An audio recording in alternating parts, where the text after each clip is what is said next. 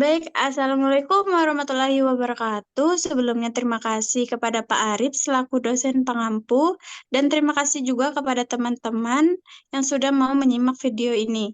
Di sini kami akan mempresentasikan hasil kerja kami mengenai prosedur pekerjaan campuran beraspal panas. Sebelumnya izinkan saya untuk memperkenalkan teman-teman saya.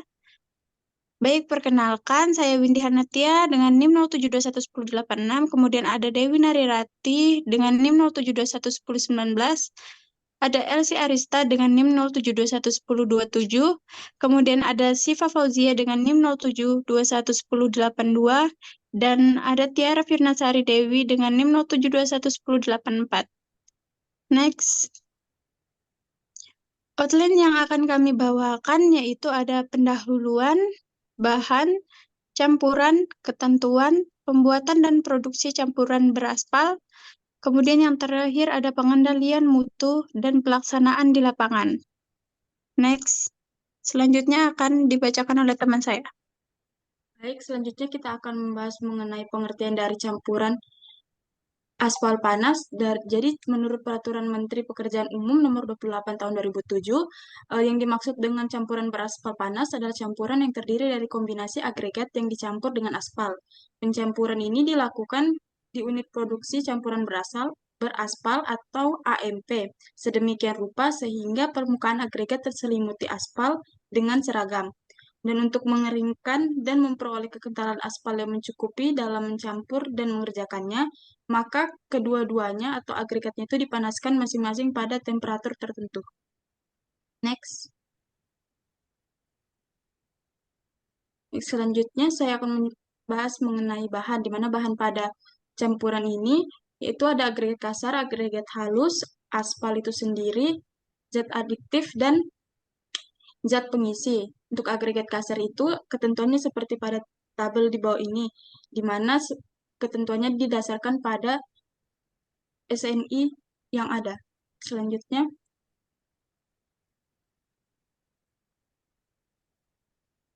untuk ketentuan agregat halus, itu ada 4. Yang pertama, nilai setara pasirnya minimal 50%, terus gumpalan lempung dan butir mudah pecah maksimal 1%, uji kadar rongganya minimal 45%, dan agregat lolos ayakan nomor 200 maksimal 10%.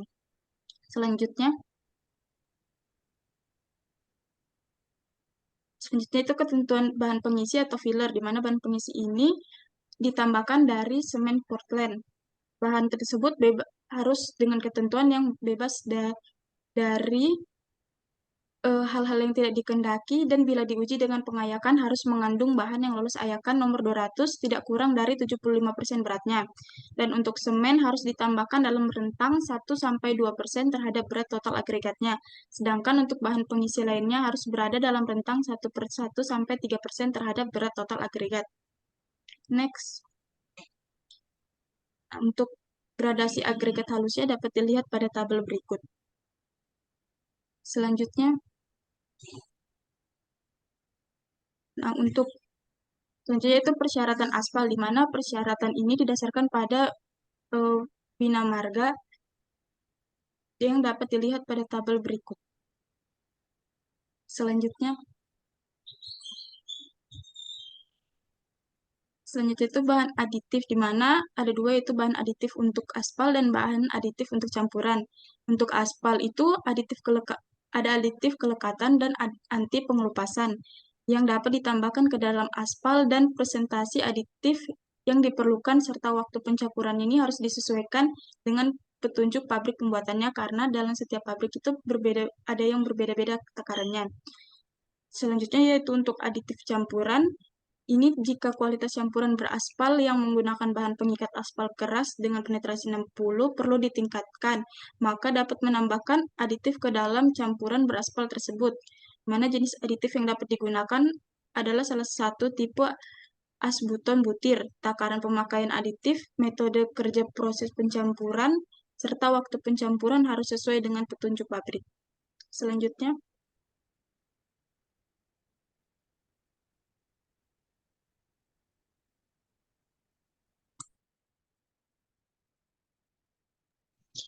Baik, selanjutnya ada campuran.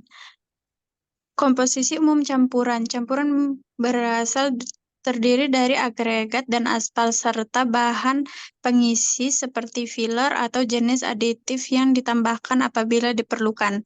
Kemudian kadar aspal dalam campuran. Presentasi aspal yang ditambahkan ke dalam campuran tergantung pada penyerapan agregat yang digunakan.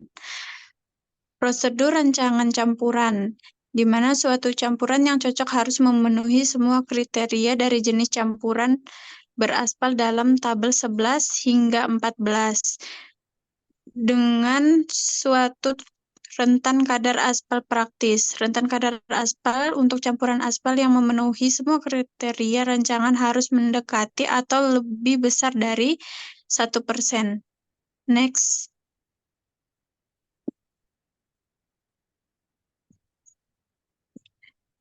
Kemudian pada tabel 11 ini menjelaskan mengenai pasir yang memadai, yaitu pasir yang mempunyai angularitas yang lebih besar agar dapat memberikan campuran yang lebih kuat dan lebih tahan terhadap deformasi. Letasir kelas B dapat dibuat dengan atau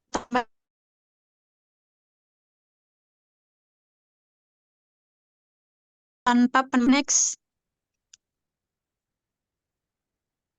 Pada tabel 12 yaitu ketentuan sifat-sifat campuran latas tone, di mana campuran bergradasi senjang akan menggunakan suatu campuran agregat kasar dengan agregat halus. Biasanya kedua ukuran untuk agregat kasar dan dua ukuran untuk agregat halus, di mana salah satunya adalah pasir bergradasi halus. Next. Begitupun untuk tabel 13, yaitu ketentuan sifat-sifat campuran Latson. Next.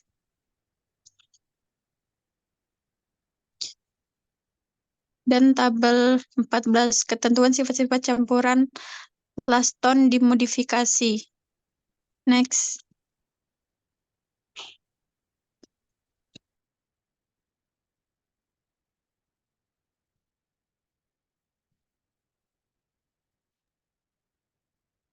Selanjutnya adalah ketentuan dalam membuat aspal. Ada beberapa hal yang harus diperhatikan dalam membuat aspal, yaitu aspal yang digunakan harus salah satu dari jenis aspal keras pen 60, aspal polimer, aspal dimodifikasi dengan asbuton, dan aspal multigrade yang memenuhi persyaratan, dan campuran yang dihasilkan harus memenuhi ketentuan campuran yang disyaratkan.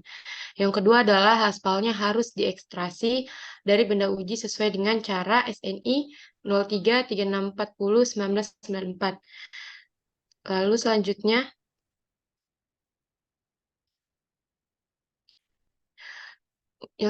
adalah ketentuan kepadatan. Yang pertama, kepadatan semua jenis campuran aspal yang telah dipadatkan seperti ditentukan dalam SNI 036757-2002 tidak boleh kurang dari 97% kepadatan standar kerja. Yang kedua adalah cara pengambilan benda uji campuran beraspal dan pemadatan benda uji di lab harus sesuai dengan RSNI M01/2003. Untuk ukuran butirnya maksimum 25,4 mm atau 1 inci, dan untuk SNI M06/2004 maksimumnya 38 mm atau 1,5 inci. Yang ketiga adalah memadatkan campuran aspal bila mana kepadatan lapisan yang telah dipadatkan sama atau lebih besar dari nilai yang diberikan. Jika rasio kepadatan maksimum dan minimum ditentukan dalam serangkaian benda uji pertama yang mewakili setiap lokasi yang diukur, untuk pembayaran lebih besar dari 1,08, maka benda uji tersebut harus dibuang dan benda uji inti baru harus diambil. Ini adalah tabel dari ketentuan kepadatan yang ada, yaitu kepadatannya diisyaratkan 98, jumlah benda ujinya 3-4, 5 atau 6. Di sampingnya adalah kepadatan minimum rata-rata dan nilai minimum setiap pengujian tunggal. Dan ada juga kepadatan yang disyaratkan 97 sesuai dengan tabel yang ada. Selanjutnya adalah ketentuan dalam membuat aspal. Pengambilan contoh aspal harus dilakukan sesuai dengan SNI 036399/2000. Pengambilan contoh ban aspal dari tiap truk tangki harus dilaksanakan pada bagian atas, tengah, dan bawah. Contoh yang diambil dari uji lapor rim lapangan untuk memperoleh nilai penetrasi dan titik lembek. Aspal dalam truk tangki tidak boleh dialirkan ke dalam tangki penyimpan sebelum hasil pengujian contoh pertama memenuhi ketentuan dari pedoman.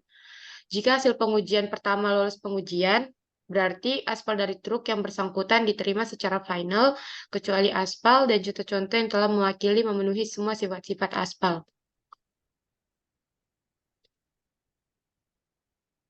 Oke, selanjutnya akan dijelaskan oleh teman saya. Selanjutnya adalah pembuatan dan produksi campuran beraspal. Yang pertama, yaitu ada kemajuan pekerjaan.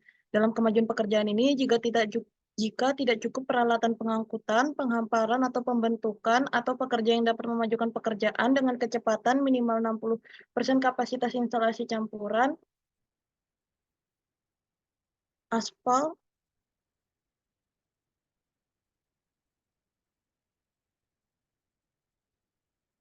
tidak boleh dibuat.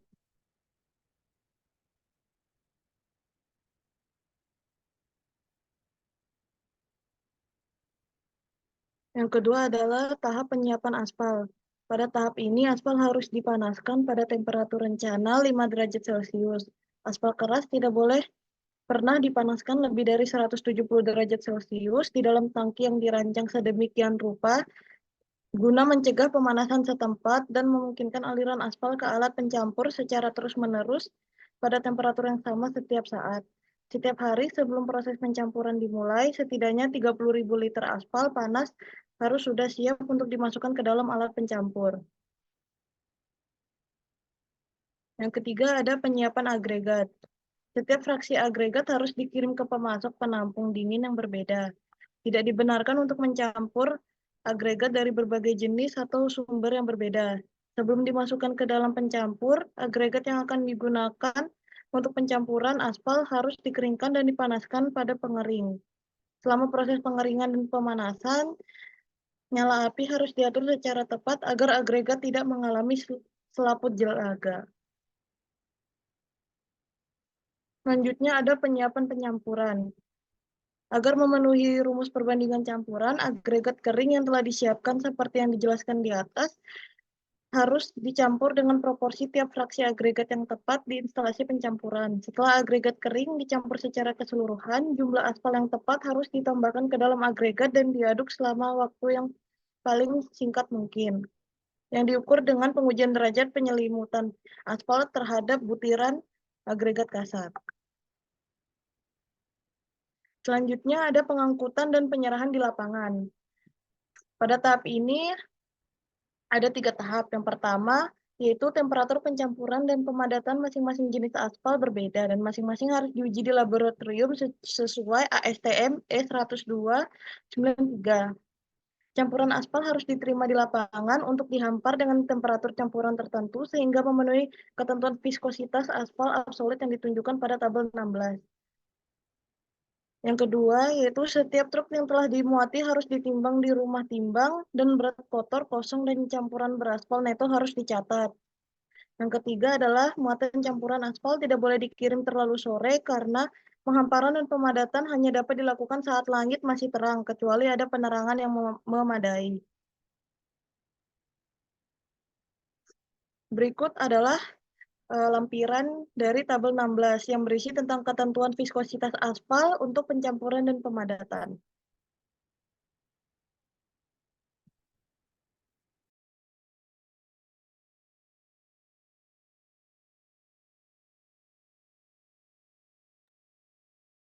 Selanjutnya ada pengujian permukaan perkerasan. Untuk pengujian permukaan kekerasan ini biasanya untuk memeriksa toleransi kerataan yang disyaratkan yang harus dilaksanakan segera setelah pemadatan awal. Apabila ada penyimpangan, itu bisa diperbaiki dengan membuang atau menambah dari permukaan kekerasan ini. Nah, permukaan perkerasan ini harus diperiksa dengan mistar lurus sepanjang 3 meter dan harus dilaksanakan tegak lurus sejajar dengan sumbu jalan. Biasanya ini dicek dengan menggunakan alat ukur kerataan nasrameter. Selanjutnya pengujian benda uji campuran beraspal. Ini umumnya dilakukan di instansi pencampuran beraspal. Dan pengambilan benda uji ini dilakukan di lokasi penghamparan, bila mana terjadi segregasi berlebihan. Selanjutnya,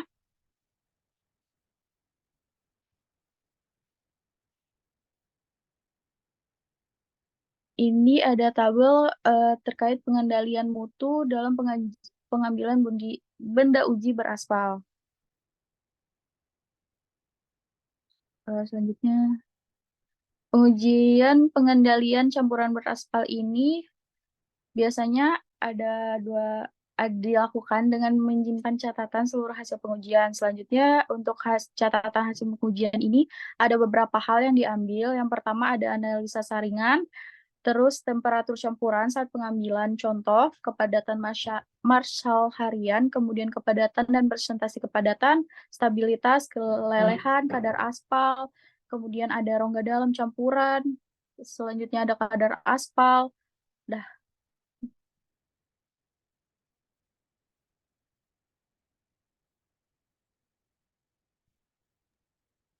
Baik, sekian presentasi dari kelompok saya. Kurang dan lebihnya mohon dimaafkan. Saya tutup. Assalamualaikum warahmatullahi wabarakatuh.